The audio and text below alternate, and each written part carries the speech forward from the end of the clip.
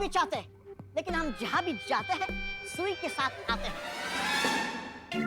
बोलो बोलो, किसको लगानी सुई? अरे बोलिए नहीं।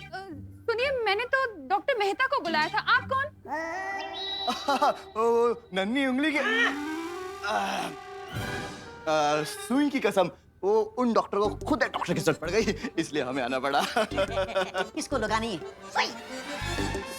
अरे बहू बेटा, ये अचानक किसकी तबीयत खराब हो गई कि डॉक्टर को बुलाया? नहीं नहीं पापा जी, वो तो विवान के लिए बुलाया है मैंने, वैक्सीनेशन के लिए। नमस्ते। नमस्ते। फिर लगाओ सुई। विवान मैं नहीं हूँ, विवान वो है। मेरा दिल फिर से दबड़ दबड़ कर रहा है। कहाँ हो मस्ती परी? हाँ, एक एक समोसा मेरी आत्मा को छू के गया, पेट भर गया। फिर मेरी आत्मा को और एक समोसा चाहिए।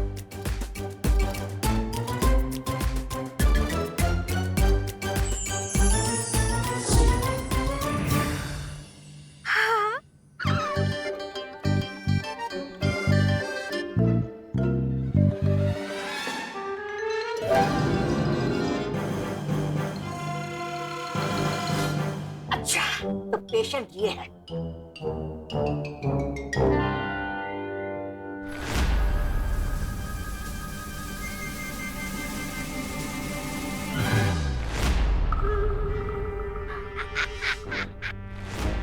आओ बेटा, तुम्हें सुई लगाते।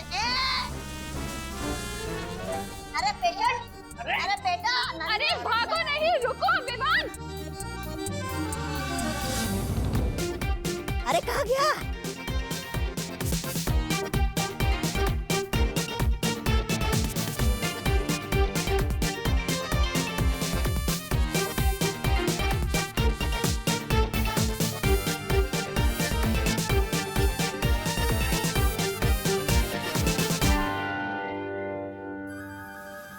पेशेंट मिला क्या, पहले बताओ। नहीं नहीं नहीं नहीं।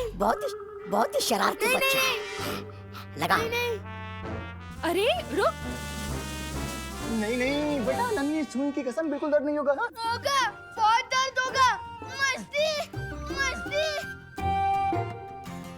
अरे बोलो नहीं, चुप रहो। जब देखो मस्ती सूझती है तुझे। आप लगाओ इंजेक्शन, लगाओ। अरे अरे पापा जी, कस के पकड़ो इसे।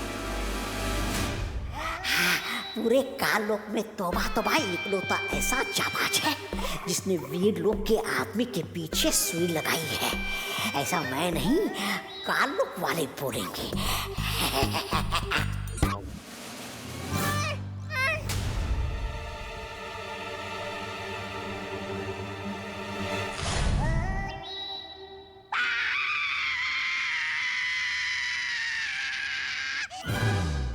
ये कौन चीखा?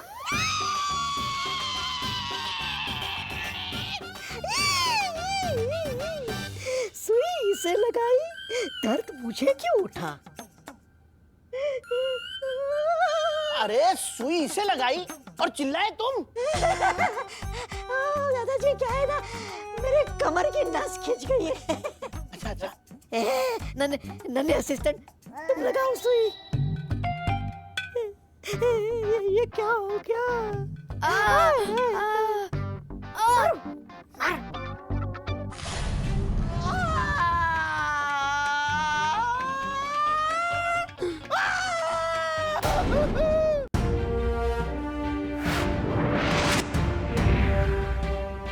यह है तुम्हारा सुरक्षा कवच। अब तुम्हें कोई भी नुकसान पहुंचाने की कोशिश करेगा तो उसे खुद नुकसान पहुंच जाएगा। मैं समझ गया क्या हो रहा है। जय हो बालवीर की। अरे लगाओ लगाओ, टीका लगवाना है ना, लगाओ।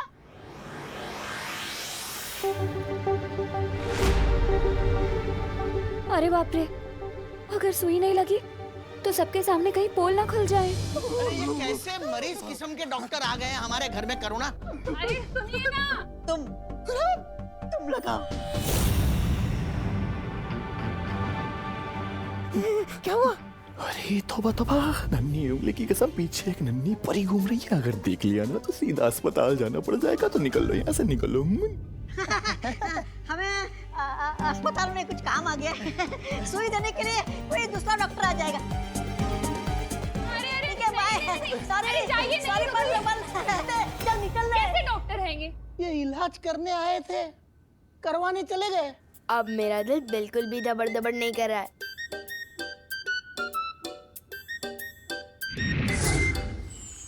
शौर्य वीर स्नान का समय होता जा रहा है और अभी तक परिया और बालवीर विवान को लेकर नहीं पहुंचे। बालपरी जब से भैमार कैद से आजाद होकर नेत्र परी को बंदी बना के भागा है, मैं तब से सबकी ऊर्जा का पता लगाने की कोशिश कर रहा हूं। और क्या शौर्य, कहाँ है वो सब? बालवीर, ध्वनि परी, नेत्र परी और विवान सब तिम्नासा के सिंसूरा ग्रह पे हैं। क्या? सिंसूरा ग्रह? पर वहाँ तो सिर्फ तिम्नासा की शक्तियाँ चलती हैं, हमारी नहीं। मैंने तिम्नासा के माया जाल को निष्क्रिय कर दिया था, इसीलिए वहां बालवीर और परियों की शक्तियां भी काम करेंगी। लेकिन फिर भी शौर्य, मुझे बहुत चिंता हो रही है। सिर्फ परिया और बालवीर की ही नहीं, लेकिन एक दूसरे माँ के बेटे विवान की भी। तरस आता है मुझे तुम अच्छे लोगों पे। जब देखो किसी ना किसी को बचाना ही चाहते हो। पर क्या हो अगर दो में से किसी एक को बचाना पड़े बालवीर?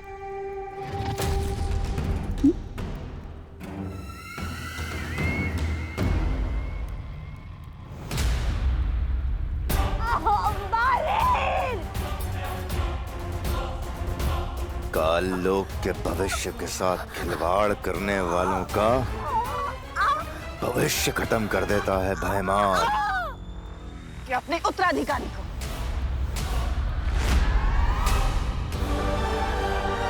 विवान फंस गए ना धर्म संकट में। बालवीर अब क्या करेगा बालवीर? किसे बचाएगा? उत्तराधिकारी को या इस परी को?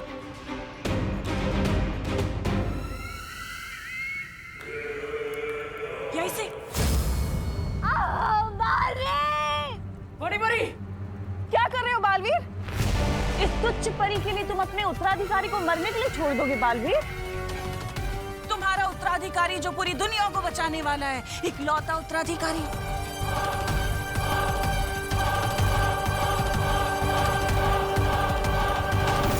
अगर परी को बचाओगे तो उत्तराधिकारी को कौन बचाएगा? और अगर उत्तराधिकारी को नहीं बचाओगे तो दुनिया को कौन बचाएगा बालवीर?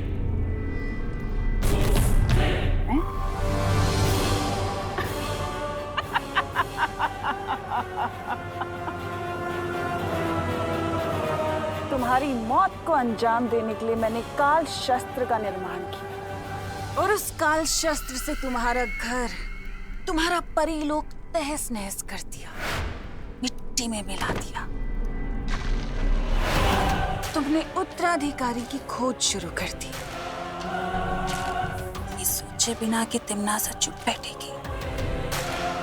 मुझे पता था कि धरती लोक पर काल लोक वालों की ताकत काम नहीं करती, इसलिए मैंने नेत्र परी का सहारा लिया।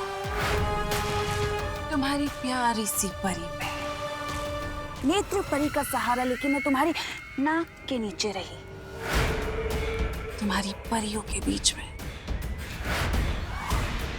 ताकि मैं तुम्हारी हर चाल पे नजर रख सकूं जो तुम तिम्नासा से छुपाना चाहते थे।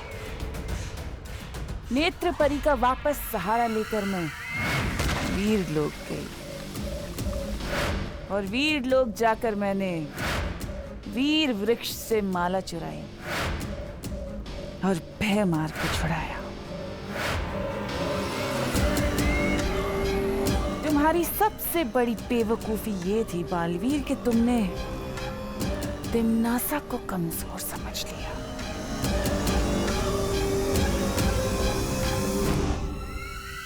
आज देखो तिम्नासा वापस तुम्हारे सामने खड़ी है।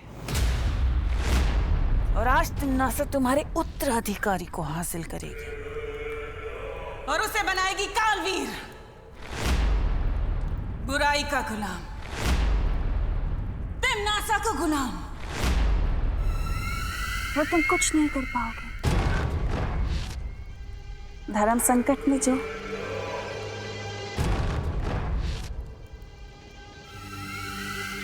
तिम्नासा को कमजोर समझना ही तुम्हारी सबसे बड़ी बेवकूफी थी बालवीर, क्योंकि तिम्नासा को हराना नामुमकिन है।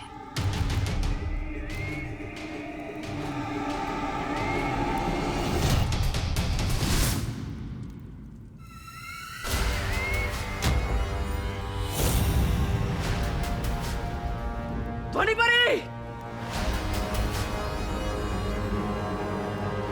बालवीर, ये आखिरी अलविदा नहीं है, ये अलविदा है तेरे खत्म होते हुए वजूद की। अब तू बीता हुआ कल है, क्योंकि इस उत्तराधिकारी के साथ जन्म लेगा कालवीर।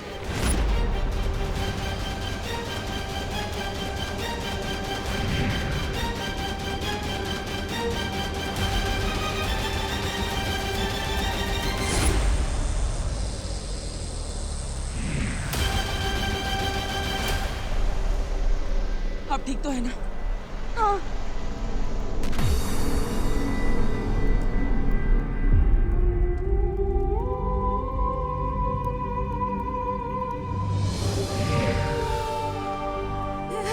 नेत्रपरी! नेत्रपरी!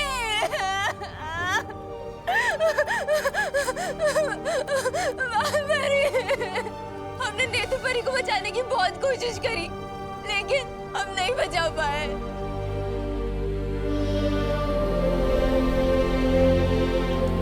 बालवीर, हम हार गए। हम बुराइयों से ये जंग हार गए बालवीर। नहीं पानी परी, बुराई से अच्छाई ना ही कभी हारी है और ना ही कभी हारेगी। मुश्किलों से ही सही, पर जीत हमारी ही।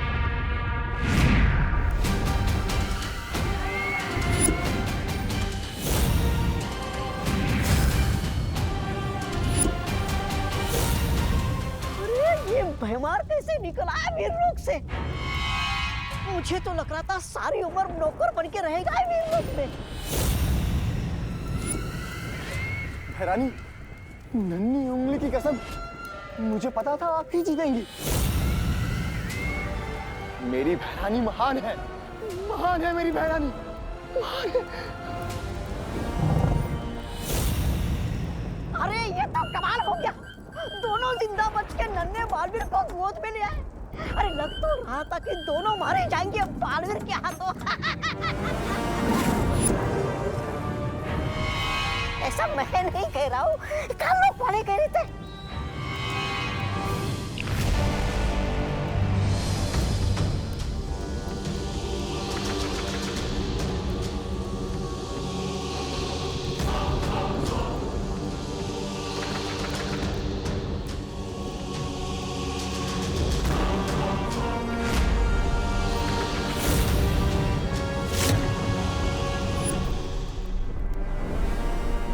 काल स्नान की तैयारियां शुरू करो।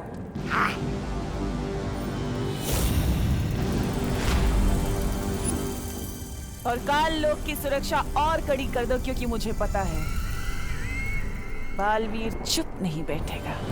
और ये जिम्मेदारी मैं तुम्हें देती हूँ भैमार।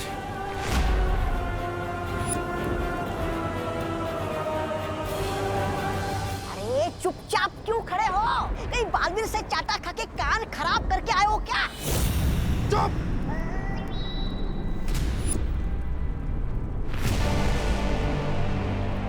ये बच्चा अगर कालवीर बन गया तो मुझे क्या मिलेगा?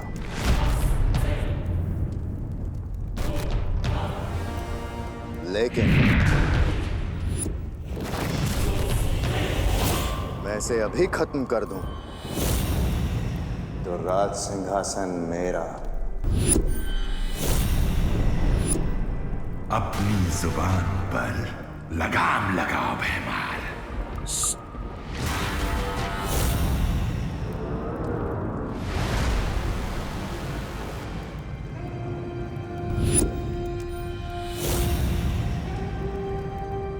चलाओ खंजर भैमार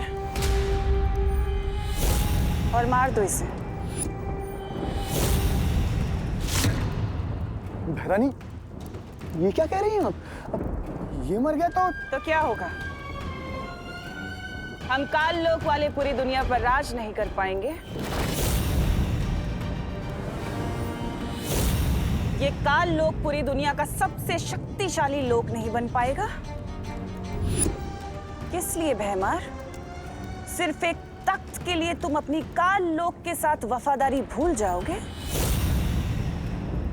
तो चलाओ खंजर और मार दो इसे। चलाओ खंजर!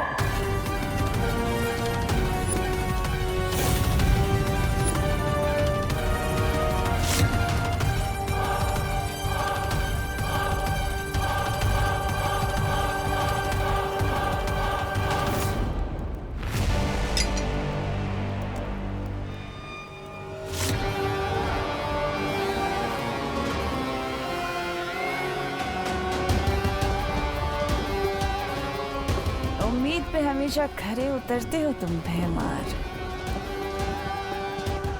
इसलिए तो तुमसे कहती हूँ कि कभी कभी तुम मुझे बहुत अच्छे लगते हो। ये बेवकूफ बनाती रहती है और ये बन जाता है। मैंने भी लंगड़े गधे पे पैसे लगा दिए।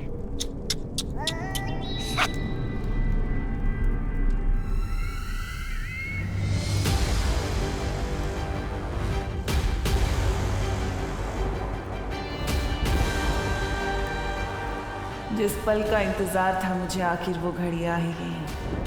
परसों पुराना मेरा बदला आज पूरा होगा।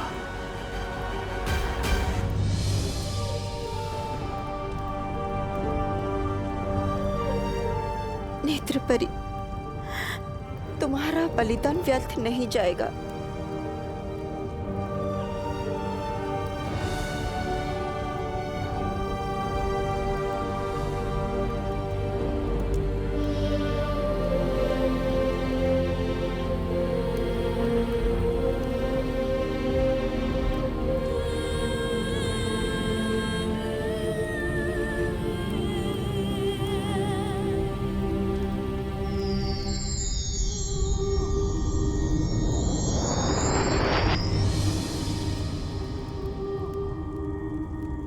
व्यर्थ ही गया है नेत्रपरी का बलिदान।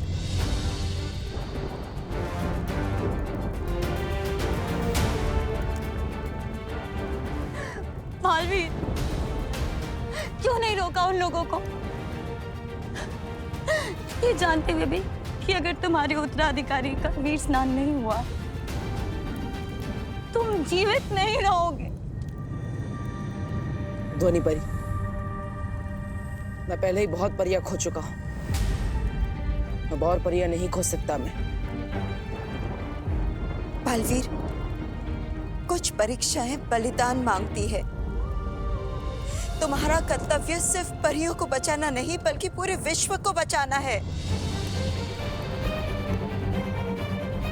और उस माँ का क्या बालवीर, जिससे तुम वादा करके आए थे कि तुम उसके बेटे पे कोई आँच नहीं आने दोगे? क्या जवाब दोगे अब उस माँ को?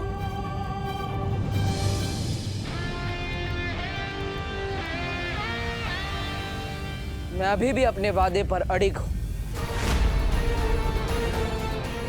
कुछ नहीं होने दूंगा विवान को।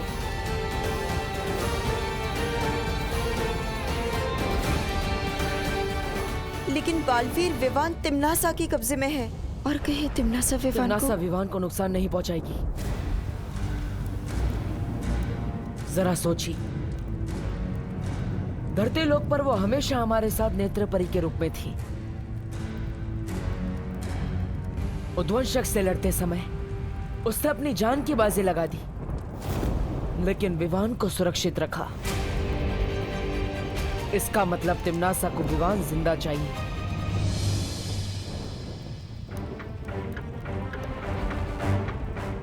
पर क्यों? इसका जवाब सिर्फ हमें शौर्य ही दे सकते हैं कि आखिर क्या होता है कालवीर।